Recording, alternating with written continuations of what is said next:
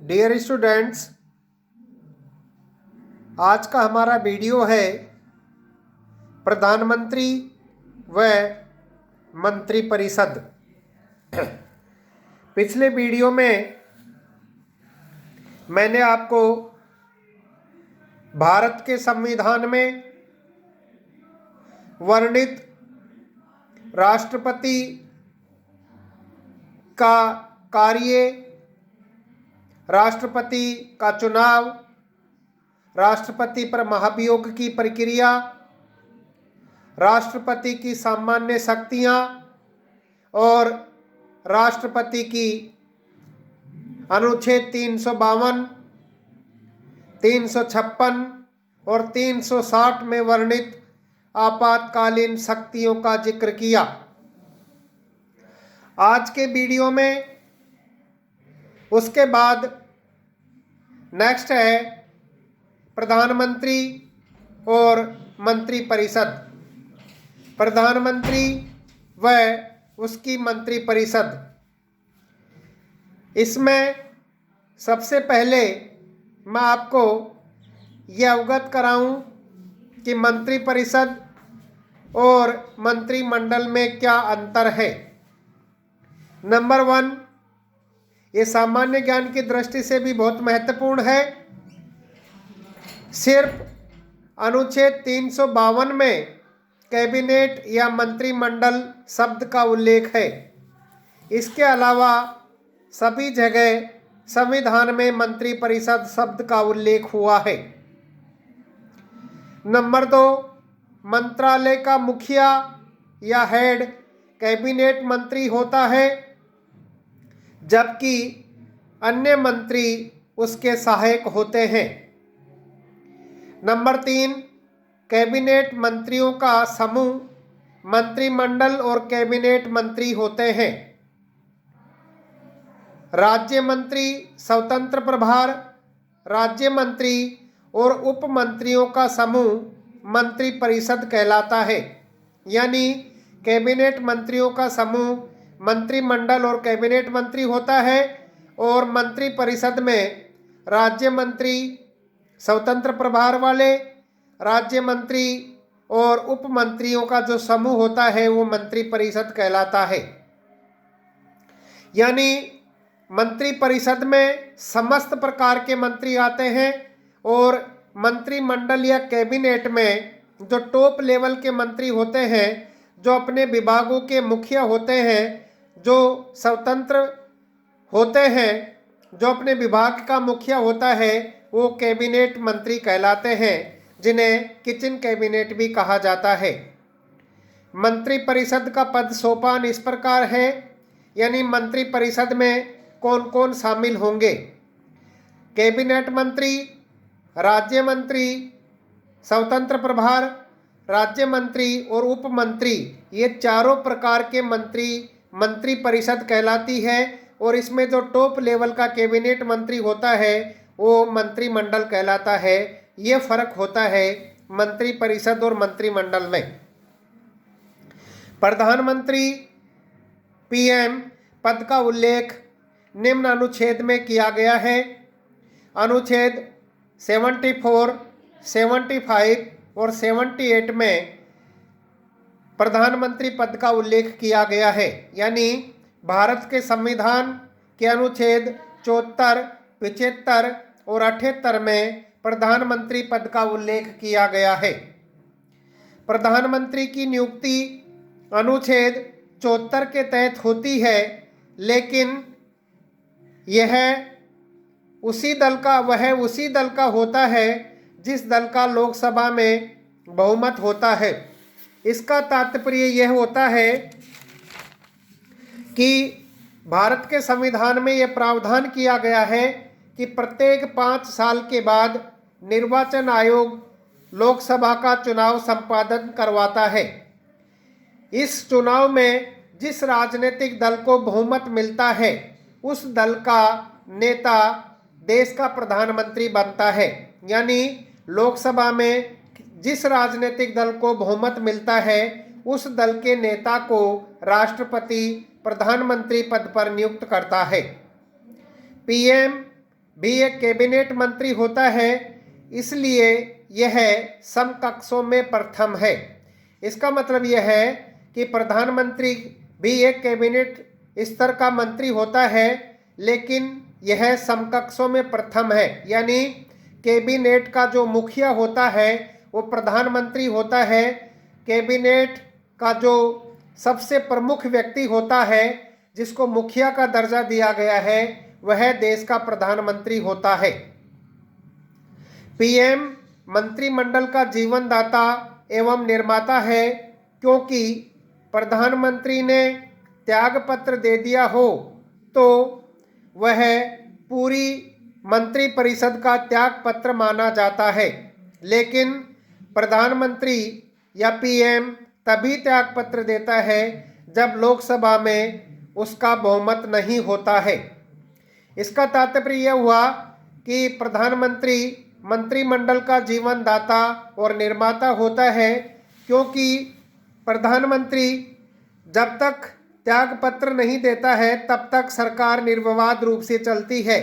लेकिन जैसे ही प्रधानमंत्री त्यागपत्र दे देता है तो पूरी मंत्रिपरिषद का त्यागपत्र माना जाता है। लेकिन इसके साथ ही भारत के संविधान में यह भी प्रावधान है कि प्रधानमंत्री तभी त्यागपत्र देता है जब लोकसभा में उसका बहुमत नहीं होता है। अगर बहुमत है तो त्यागपत्र देने की आवश्यकता ही नहीं होती है। प्रधानमंत्री संसद का सदस्य होता है जिसकी न्यूनतम आयु 25 वर्ष होती है। यानी लोकसभा का सदस्य निर्वाचित होने के लिए 25 वर्ष का आयु होनी चाहिए।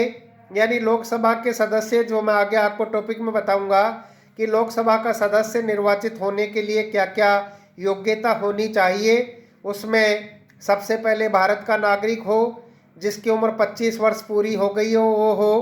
तो प्रधानमंत्री भी संसद का सदस्य ही होता है, क्योंकि सबसे पहले तो चाहे कोई भी मंत्री हो, चाहे प्रधानमंत्री हो, चाहे मंत्रिपरिषद हो, उसको लोकसभा का चुनाव लड़ना होता है।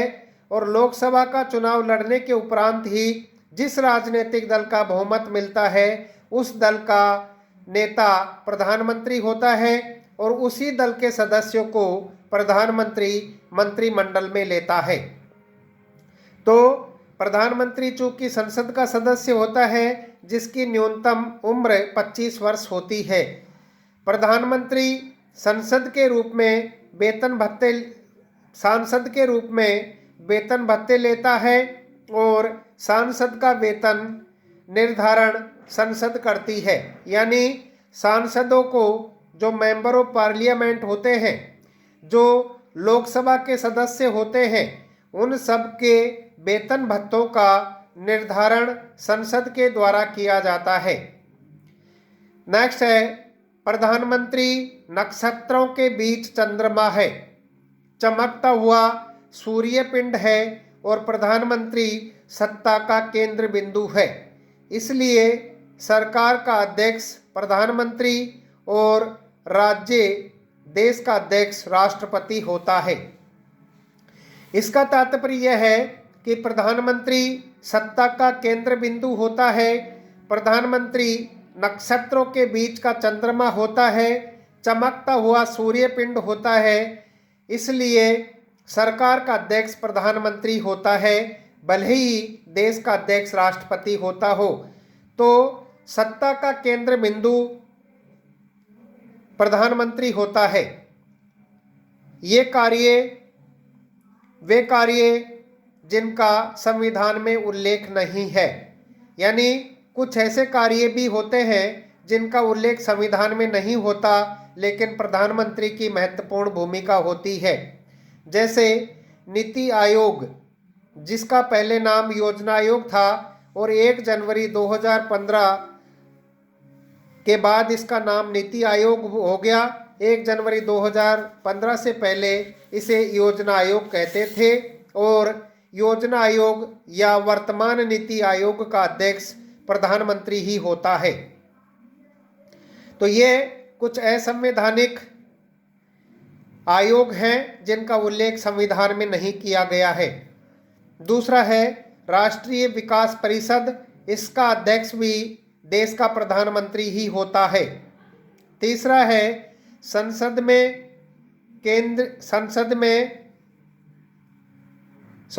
केंद्र में संसदीय सचिवों की नियुक्ति प्रधानमंत्री लोकसभा सदस्यों में से करता है। यानी केंद्र में जितने भी पार्लियामेंट्री सेक्रेटरीज होते हैं, जिनको संसदीय सचिव कहते हैं, उनकी नियुक्ति भी प्रधानमंत्री लोकसभा के सदस्यों में से ही करता है। नंबर 4, इन संसदीय सचिवों को शपथ प्रधानमंत्री दिलाता है। 5वां, राष्ट्रीय एकता परिषद की अध्यक्षता भी देश का प्रधानमंत्री करता है। इसी प्रकार विदेश नीति का मुख्य वक्ता भी देश का प्रधानमंत्री होता है। और नेक्स्ट है लोकसभा का नेता, सदन का नेता, दल का नेता भी प्रधानमंत्री होता है। तो भारत के संविधान में ये कुछ ऐसे प्रावधान थे जिनका उल्लेख संविधान में नहीं किया गया, लेकिन उन आयोगों में, उन नीतियों में देश के प्रधानमंत्री की बहुत महत्वपूर्ण भूमिका होती है।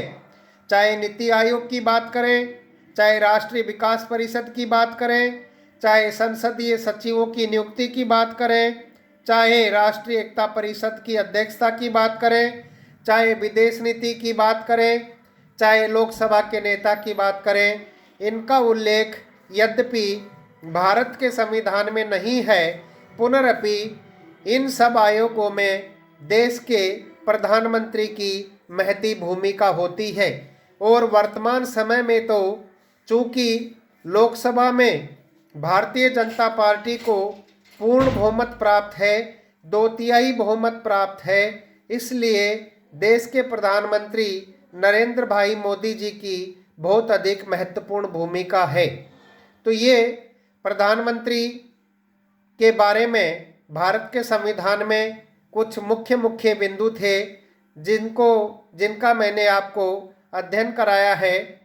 और प्रधानमंत्री के बारे में ये भी कहा जाता है कि देश के समस्त कार्य, जितने भी नीति निर्माण हों, चाहे विधायी कार्य हों, चाहे कार्यपालिका संबंधी कार्य हों, ये समस्त कार्य प्रधानमंत्री ही करता है। चाहे ये समस्त कार्य राष्ट्रपति के नाम से किए जाते हों, लेकिन इन सब में महत्वपूर्ण भूमिका देश के प्रधानमंत्री की ही होती है। इसलिए प्रधानमंत्री सत्ता का केंद्र बिंदु होता है और सारा मंत्रिमंडल प्रधानमंत्री की कृपा पात्र ही अपने पद पर रहता है। चूँकि समस्त कार्य इन्हीं के द्वारा किए जाते हैं, इसलिए भारत के संविधान में प्रधानमंत्री का महत्वपूर्ण स्थान है। और एक बात और इसमें बताना चाहूँगा कि चूँकि भारत में पार्लियामेंट्री सिस्टम है, संसदीय शासन व्यवस्था है, और इस संसदीय शासन व्यवस्था के कारण समस्त कार्य राष्ट्रपति के नाम से किए जाते हों, लेकिन वो वास्तविक कार्य प्रधानमंत्री ही करता है। और चूँकि संसदीय शासन व्यवस्था में नाम मात्र की और वास्तविक कार्यपालिका में भेद पाया जाता है, इसलिए नाम मात्र का शासक राष्ट्रपति होता है और उसकी वास्तविक शक्तियों का प्रयोग प्रधानमंत्री करता है। तो ये भारत के संविधान में प्रधानमंत्री की शक्तियाँ और उसकी योग्यता के बारे में मैंने आपको अवगत कराया। आपकी कोई जिज्ञासा हो, आपकी कोई क्वेश्चन है, तो आप मुझसे पूछ सकती हैं। और अगले वीडियो में मैं आपको ये बताऊंगा कि अब तक के प्रधानमंत्री कौन कौन रहे हैं और उनके काल में क्या क्या विशेषताएं रही हैं। धन्यवाद।